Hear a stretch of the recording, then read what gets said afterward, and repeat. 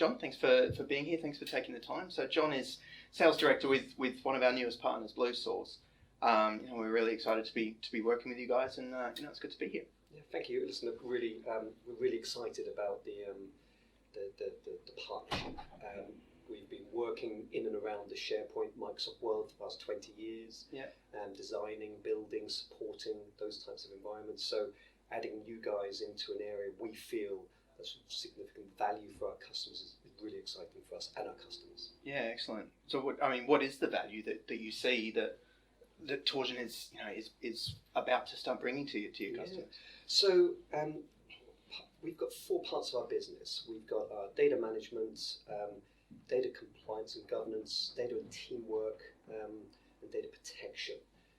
So in that, we're seeing those joining together. What I mean by that is we're seeing the world of IT and SharePoint and the enablement that gives to businesses actually collide now with compliance and governance with the various regulations out there. Yeah. So what we're seeing is now, as people collaborate more and more, as these documents and records are created, the access has grown. The controls haven't kept up with that, for instance. So what we've seen is actually being able to give back control to organisations to manage the enablement that this new world of digital transformation allows to bring to the market. So we're seeing that our customers are able to move faster and quicker on their digital transformation journey because they've got the right controls in place, and you guys bring some of those controls that those organisations need. John, thanks very much for your time. This has been a really interesting chat. Absolutely. Really good. We look forward to helping out bluesource add value to your clients, and look forward to working with you. Welcome and working with you as well. Thanks very much.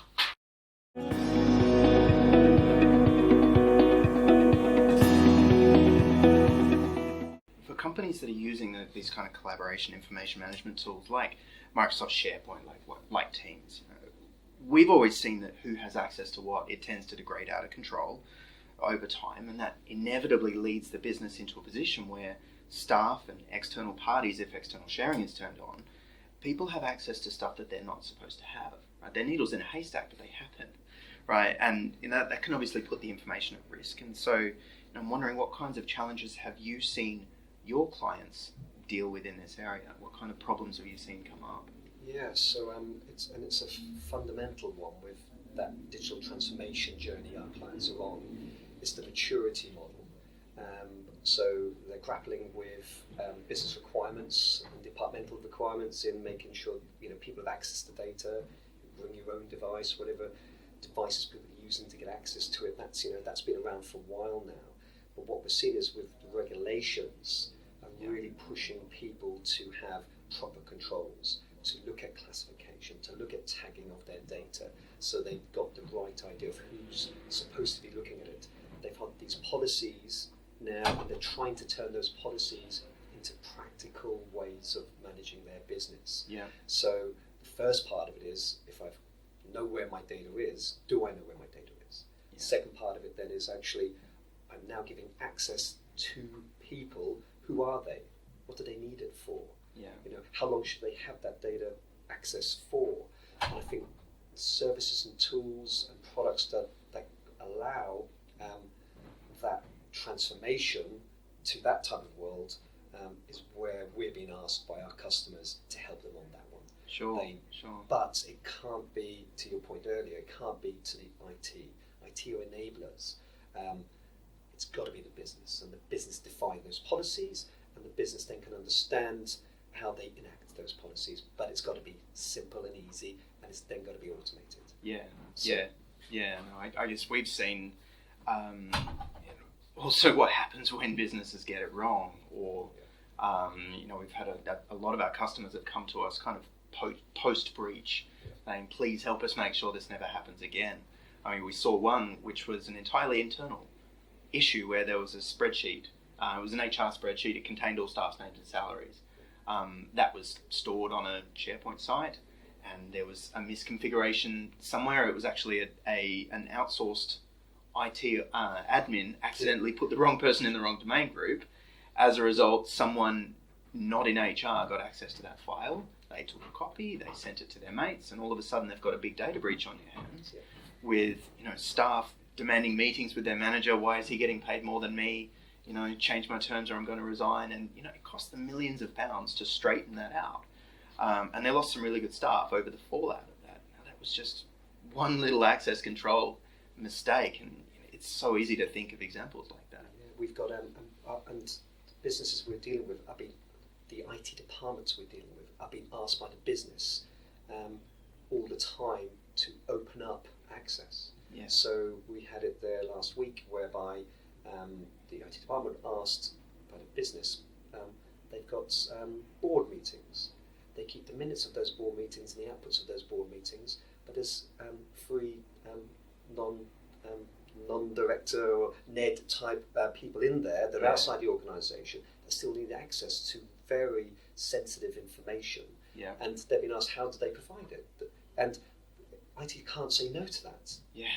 So what they've got to do is find either fudge points or open it out. But there's no control on that then. Yeah. So it's been able to, meet the demands of business in a way that keeps to your policy and allows you then to deliver that back in a controlled way. Yeah. But allowing the board, if you like, to manage the access of that.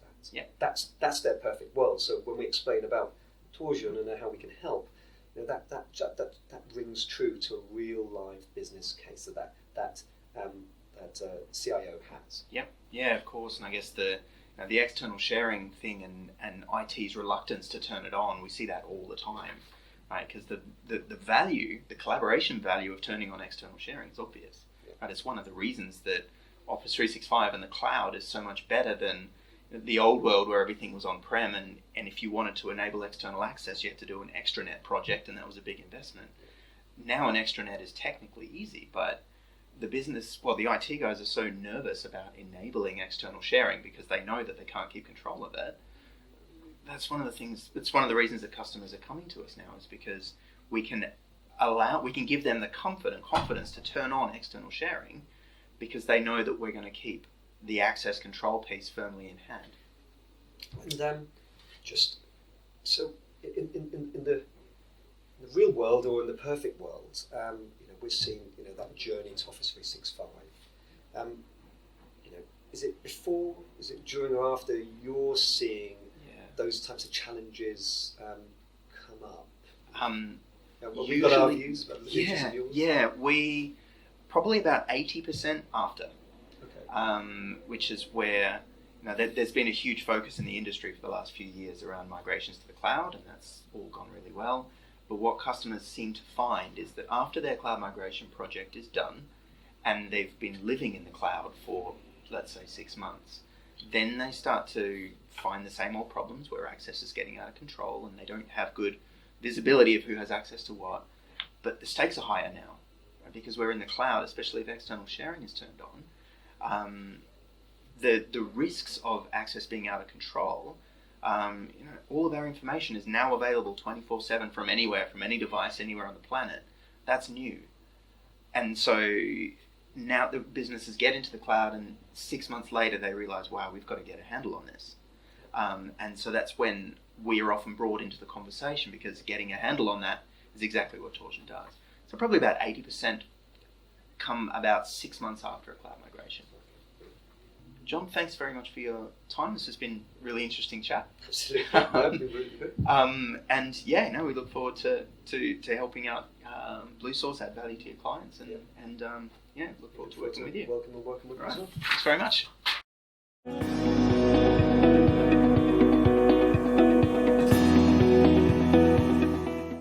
When we designed Torsion, we started with this understanding that the best people to make decisions about who needs access to the information are the business people themselves, because they understand the information best.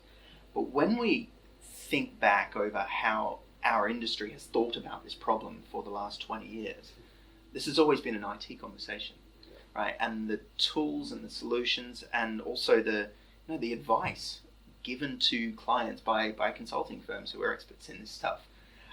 The advice has always been, well, you've got to do governance planning, and you've got to have governance processes, and you've got to resource those governance processes fully, even if they might be expensive and inefficient and what have you. You've got to train all your users. You've got to put in IT admin tools. This is the advice that's always been given, but that advice doesn't seem to have worked, right? Because the problem happens whether the client does all that stuff or not. So I'm wondering why you think our industry has always thought of this as an IT problem, because it's not, and it's clearly not. But why have we always thought of it that way? I think with certainly in the more recent, when Microsoft and AWS and that moved to the cloud and taking away and, if you like, moving applications and purchasing in a different way, allowed the speed of change to start happening much faster. Whereas before, if you control the upgrade paths, you control the timing of that one. But with the speed of this evergreen model, I think the uptake and speed of the move and the cost models that are associated with that allows organisations to move quicker. Yeah. They're being pushed quicker by their key technology partners, such as Microsoft. And what we're seeing now is organisations they're also looking to enable their businesses. They're also looking to, one, meet regulations, meet the compliance of that one, but they see they've got to move as well. They don't know where they've got to make themselves agile as well. Every industry has been affected by outside organisations or been set up in the cloud to challenge their business models. Yeah. So allowing them to, like the team and teamwork and collaboration is where they see some of the best innovation coming from. So allowing that to be part of the culture of the business allows organisations to become more agile. If I can get my procurement team talking to my sourcing team, talking to my CTO office, so I can start making decisions quickly, better, that is understood by the board, suddenly you just speed up the whole life cycle there to innovation. Sure. So we're seeing that the industry is pushed to change and organisations realising they've got to change and adapt. Yeah. So the first part is, how do I get that culture into my organisation? And the first thing you do is just by starting with collaboration. Sure. Making sure the right documents, the right content is created and is created in the right ways for the right people to review. Yep. But then that brings the governance and the regulations into play.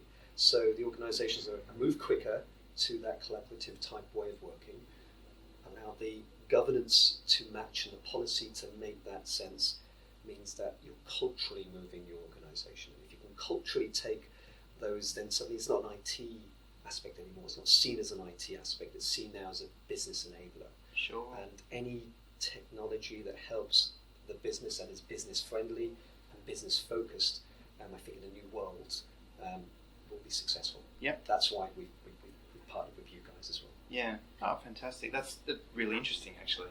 I've always thought about that question slightly differently, but I think that's a really great perspective. For me, I've always... My best suspicion as to why this has always been thought of as an IT problem is I've always thought about groupthink. This is the way it's always been thought of, and therefore, this is the way it will always be thought of. Plus, it's usually only the IT guys that really can see the information, can see what's going on across the organisation with regard to its information and IT systems. This is a kind of technical conversation. So this must be an IT thing, right? And so it's just kind of a by default, rather than anybody pushing back on it. And the whole industry has been caught up in this, right? Who are the people in the business who are driving out things like DLP and rights management? Right? They're still IT tools for IT people, even though they're meant to serve the business, and they do, obviously. But it's still been the IT guys talking to themselves about this, right? Rather than the business saying, no, we're going to own this, we're going to drive this. So it's interesting to, just I guess it's just kind of spitballing here as to, why have we gotten to this point? What's also interesting, because we've got our view of it as well, but what challenges have you seen customers in this, implementing these types of solutions? What advice, can you give our customers customers and ourselves really, and how do we help take those customers on this journey?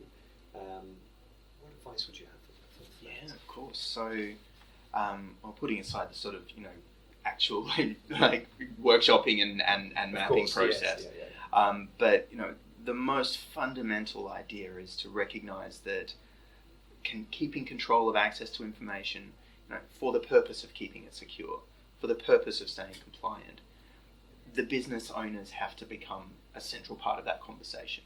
It needs to become about the business owners, the data owners in the business, recognising that IT guys should not be leading this. IT guys have a role, of course they do. Like the IT guy's role should be keeping the technology running, fed and watered, that kind of thing. That's the IT's place here.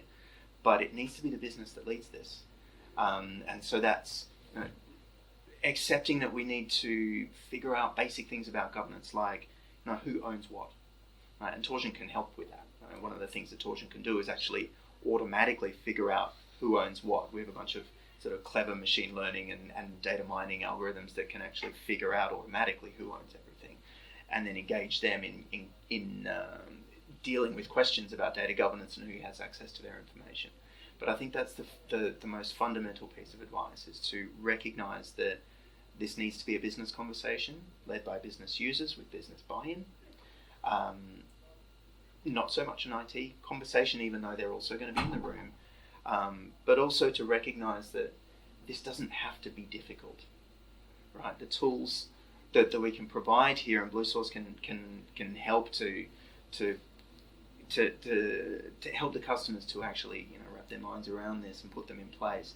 It's actually not hard. It just requires a bit of a shift in mindset, and that's the value that the consultants from bluesource can provide, is to help the customers on that journey of just switching the way they think about it a little bit. They're recognizing that as soon as they make that shift in mindset, everything else becomes pretty easy. It becomes pretty obvious. It's a bit of a straight line from that moment to really getting this problem in hand. John, thanks very much for your time. This has been a really interesting chat. Absolutely. That'd be really good. And we look forward to helping out bluesource, add value to your clients, and look forward to working with you. Working with you as well. Thanks very much. I'm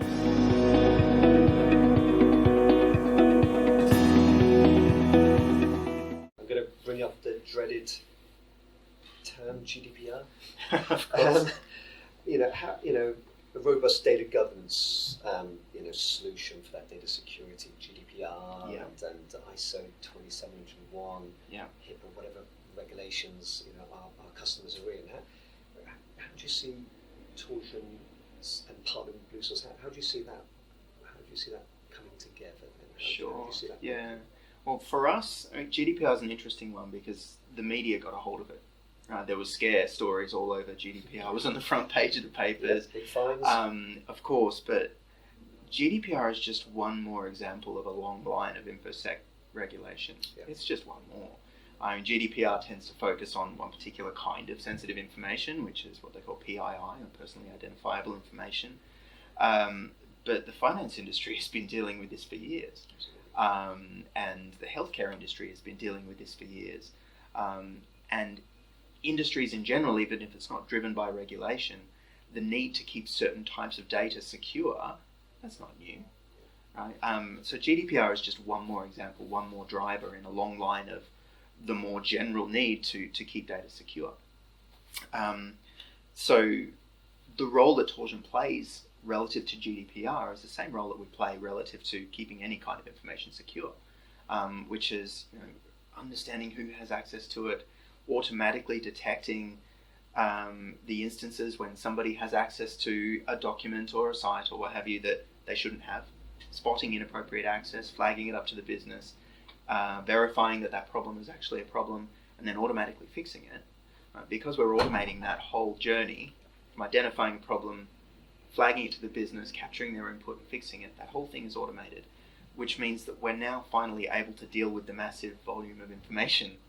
Right? It doesn't matter whether there's 10 files or 10 million files, we can do it automatically. So the business can get on with doing what it does, and we'll handle the access control piece so that we can keep data secure and so we can demonstrate compliance with GDPR and these other regulations and standards when the auditor comes along and we need to we need to get through that audit and prove ourselves compliant. Yeah, we've seen that a lot of focus has been put on getting the policy right, and organisations have got that right typically. Yep. We can certainly help if they haven't, but matching that policy then to the regulation and then having the tools that can automate the processes to it, I think that we've seen that dual coming together now. Yeah. We help organisations first of all to understand and find their data, because that's sometimes the first problem is they don't know where their data is. Yeah. But when you're then given access to that data to people, making sure then you've got a governance solution behind it is absolutely key as well. So that absolutely makes sense to us, and actually that comes up a lot with our customers as well. Of course, So yeah. Not just writing a policy paper, and unless that policy is put into action and you have the right tools to enforce that policy, then it's just a document. It's not actually creating value. So yeah, it's a big part of what Torsion can do is you can figure out your data governance policy, but then you can translate that policy into configuration in the tool itself, and then the tool will automatically enforce your data governance policy. That's what our customers are looking for. Yeah. That they want to know they've got a robust, trusted solution that enables business issues to be solved as well. So perfect. Yeah. Absolutely. And then be able to not only follow the policy, but to be able to prove to an auditor that you are following the policy. Absolutely. Right, because demonstrating proof, that's half the problem, right? That's hard as well. So that's a big part of the value that we add. John, thanks very much for your time. This has been a really interesting chat. Absolutely. That'd be really good. And we look forward to helping out bluesource add value to your clients, and look forward to working with you. Welcome and working with you as well. Thanks very much.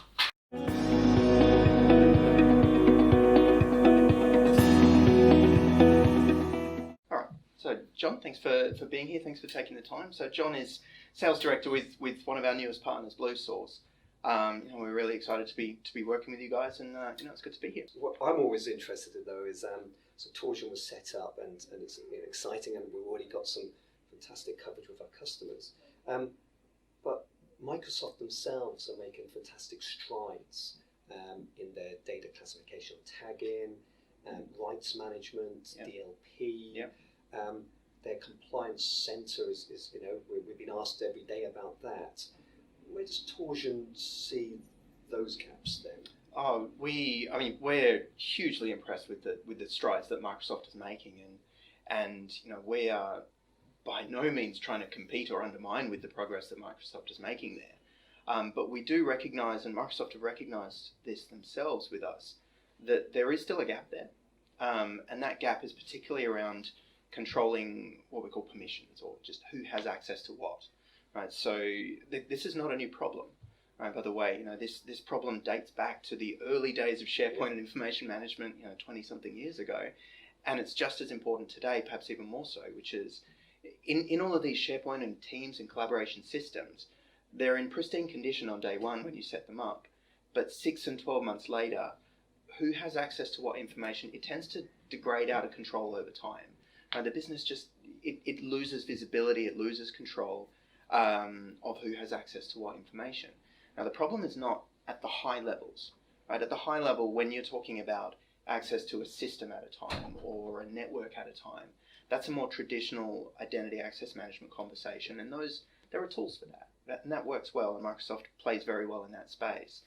But when you think about the lower levels of granularity, like file at a time, or folder at a time, SharePoint site or Microsoft Team at a time, when you're having that conversation, it's much closer to the business users. Right? The IT guys are no longer the right people to really have that conversation with, because the IT guys, they don't understand the information at that low level of granularity, and that's where access is getting out of control.